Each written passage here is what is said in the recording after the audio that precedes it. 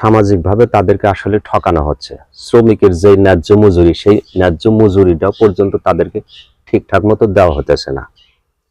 যেখানে মহান আল্লাহ তাআলা পবিত্র কোরআন মাজিদে যুগে যুগে অসংখ্য নবী রাসূল পয়গাম্বরদের মাধ্যমে হাদিস শরীফে জেনা ব্যভিচারকে আল্লাহ তাআলা একটা নিষিদ্ধ করেছেন। এটা একটা জঘন্যতম পাপাচার। অথচ এই জঘন্যতম পাপাচারকে বাংলাদেশে কিছু নারীবাদী সংগঠন, শাহবাগী নারীবাদী সংগঠনগুলো এটা বৈধ হিসাবে, স্বীকৃতি হিসাবে তারা হাইকোর্টে রিট করেছে যে যৌন পেশা এটা একটা প্রচুর সম্ভাবনাময় পেশা। কেউ যদি উইলিংলি এর ভিতরে আসতে চায়, কেউ যদি এক্সপ্লয়টেশন অর্থাৎ যে ইংরেজিগুলো তারা ব্যবহার করছে, শব্দগুলো যারা উচ্চারণ করছে, স্বইচ্ছায় সদে ইচ্ছায় কেউ যদি এর ভিতরে উৎসাহ বোধ করে আসুক, তাতে কোনো ক্ষতি নাই। এতে প্রচুর একটা সম্ভাবনাময় অর্থনীতির খাত এর ভিতরে আছে। একটা নারী যৌনকর্মী সে যখন এই খাত থেকে আয় করবে, তার পরিবার পরিজন, তার বাচ্চা কাচ্চা, ছেলে মেয়ে সবকিছু ভরণ পোষণ এখান থেকে হবে। অতএব এটা একটা আয়ের উৎস, এটাকে বৈধতা দেওয়া হোক। এতদিন আমরা ভাবতাম ইউরোপ আমেরিকাতে সেক্স ফ্রি দেশ, কিন্তু না, এখন আমাদের বাংলাদেশে কিছু শাহবাগী নারী সোচ্চার হয়ে উঠছে যে এই পেশাটাকে রাষ্ট্রীয়ভাবে, সামাজিকভাবে স্বীকৃতি দেওয়া হোক। যেখানে একটা নারী পথে ঘাটে যদি কোনো লাঞ্ছিত হয়, আমরা প্রত্যেক পুরুষ তার বিরুদ্ধে কঠোর সমালোচনা করি, ওই পুরুষটাকে যেন কঠিন শাস্তির আওতা আনা হোক। নারী মানেই মা, নারী মানেই কারো বোন, নারী মানে কারো স্ত্রী, কারো আত্মীয় স্বজন। নারী মানে সুন্দর একটা ফুলের মতো সাজানো গোছানো। আর এই নারীকে নিয়ে যদি কেউ কটূক্তি করে, কোনো পুরুষ তার আত্মীয় স্বজন সে কখনোই ঠিক থাকতে পারে না। অথচ এক নারী আর এক নারীর পেশা শালীনতা হানি লাইসেন্স আবেদনের জন্য তারা সোচ্চার হয়ে লাগছে। এটা একটা সামাজিকভাবে, রাষ্ট্রীয়ভাবে তাদেরকে লাইসেন্স দেওয়া হোক। এই পেশাটা অতি লাভবান, এই পেশাটা অতি সম্ভাবনাময় পেশা। একটা সুস্থ মস্তিষ্কের মানুষ যখন এই কথাগুলো শোনে, তখন ওই সমস্ত নারীর প্রতি একটা ঘৃণা জন্মে। যেই কাজগুলা অতি গোপনে আল্লাহ তাআলা হালাল করে রাখছেন, অথচ সেই কাজগুলা প্রকাশ্যে বৈধ হিসাবে, লাইসেন্স হিসাবে স্বীকৃতি দেওয়ার জন্য রাষ্ট্রের কাছে আবেদন করে। পাঁচ আটার কোনো সুযোগ নাই। এখানে কাউকে তেল মারতে আসেনি, তেলের দাম এমনি বেশি। মূল কথা হালাল তরিকায় বয়ান আসি, আগে দলিল দেখাই।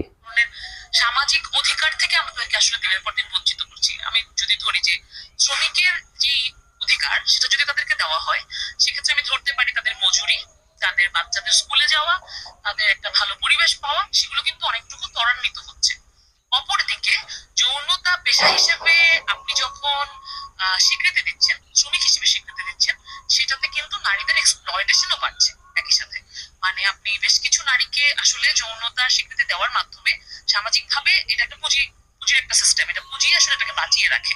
তো আমাদের দীর্ঘ লড়াই যদি আমরা চিন্তা করি, তাহলে কিন্তু যৌনকর্মী হিসেবে, শ্রমিক হিসেবে নারীদেরকে স্বীকৃতি দেওয়ার একটা ব্যাকফায়ার এটি করতে পারে, কারণ এটাতে নারীদের এক্সপ্লয়টেশনটাকে আমরা সামাজিকভাবে স্বীকৃতি। নারীর শালীনতা হানির জন্য তারা লাইসেন্স আবেদন করছে, এটা রাষ্ট্রীয়ভাবে, সামাজিকভাবে এটা বৈধতা দেওয়া হোক। পথে ঘাটে, রাস্তার অলিতে গলিতে, মোড়ে মোড়ে একটা নারী যখন তার যৌন চাহিদার জন্য অন্য পুরুষকে ডাকবে, আর এটা যেন কোনো পুরুষ দেখলে কেন বাধা না দেয়, কারণ ওই নারীটা এটা প্রচুর সম্ভাবনাময়, এটা একটা আয়ের খাত, যে আয় দিয়ে তার সংসার পরিজন, বাচ্চা কাচ্চা স্কুলে দেবে। এই শাহবাগী নারীদের প্রতি প্রশ্ন, দেশে কি অন্য কোনো পেশা নাই, অন্য কোনো খাত নাই যে ইজ্জত বিক্রি করে সংসার চালাইতে হবে? আমরা প্রতিদিন হরহামেশা অসংখ্য দাবি আদায়ের কথা শুনি। শ্রমিকের মজুরি আদায়, এই গার্মেন্টস শিল্পের আদায়, এই আদায়, এই কারখানা, অমুক কারখানা, তমুক কারখানায় দাবি আদায়ের কথা শুনি। এটাই প্রথম বাংলাদেশে কিছু শাহবাগী নারীর শালীনতা হানির যে একটা লাইসেন্স, সেটা সামাজিকভাবে তারা আবেদন করতেছে। যে সমস্ত নারীরা এই দাবি আদায়ের জন্য, সংগঠনের জন্য তারা সোচ্চার, তারা নারী জাতি হিসাবে তারা কলঙ্ক। একটা নারীর কিভাবে আর একটা নারীর যৌন হানি, তার শালীনতার জন্য তারা আবেদন করতে পারে? সমাজ তথা দেশ তথা রাষ্ট্রের কাছে তারা রিট করতে পারে যে আমরা নারী যৌন পেশা হিসাবে আমরা স্বীকৃতি চাই। এটা যদি সত্যিকার অর্থে যদি বাংলাদেশে বাস্তবায়ন হয়, পথে ঘাটে, রাস্তাঘাটে, অলিতে গলিতে যদি কোনো নারী যদি আকাম কুকাম করে, নিঃসন্দেহে কোনো পুরুষ বাধা দিতে পারবে না। আর এটা একটা নিঃসন্দেহে যুব সমাজ ধ্বংসের জন্য একটা পায়তারা। পরবর্তীতে যেটা যে যৌনকর্মীদের যে নিরাপত্তা বা হচ্ছে লিগ্যাল পেশাগত স্বীকৃতি, এখন আসলে একটা সমাজের জন্য আসলে অনেক ধরনের কনজারভেটিভ জায়গা থেকে এখন অনেকের অনেক ধরনের মতামত থাকতেই পারে, কিন্তু যেহেতু আদিকাল থেকেই এই জিনিসটা হয়ে আসছে এবং এটা আসলে সমাজের হিডেন সাইডে একটা খুব গুরুত্বপূর্ণ ব্যাপার, এখন কেউ যদি স্বেচ্ছায় এই পেশায় চলেই আসে সেক্ষেত্রে তার অধিকার নিশ্চিত করাটা খুব দোষের কিছু না। এই জিনিসটা বেশ সাধুবাদের জায়গা, এবং সে যদি এই পেশাতে উইলিংলি আসে এবং এতে যদি তার অধিকারটা যদি সরকার বা দেশের মানুষ রক্ষা করে। কেউ যদি স্ব ইচ্ছায় এই নিজের ইচ্ছা মতো এই পেশায় নিয়োজিত হয় তাকে সাধুবাদ জানাই, এটা দোষের কিছু না। কারণ এটা এই নিচতলা ভাড়া দিয়ে সে একটা মোটা অঙ্কের টাকা আয় করবে। শুধুমাত্র যৌনতা, অশ্লীল কথাবার্তা, আচরণের কারণে, লেখালেখির কারণে আজ থেকে 30 বছর আগে বাংলাদেশ থেকে তসলিমা নাসরিনকে বিতাড়িত করা হয়েছে। তার অদ্ভুত আচরণবার্তা এবং লেখালেখির কারণে তাকে যে বাংলাদেশ থেকে আমরা তাড়িয়ে দিছি। আর এখন যদি এইটা বাস্তবায়ন হয় তাহলে সুশীল সমাজের সাধারণ মানুষের মনের ভিতরে একটা প্রশ্ন, কেন কি জন্য তাসলিমা নাসরিনকে এই দেশ থেকে 30 বছর আগে তাড়িয়ে দেওয়া হলো?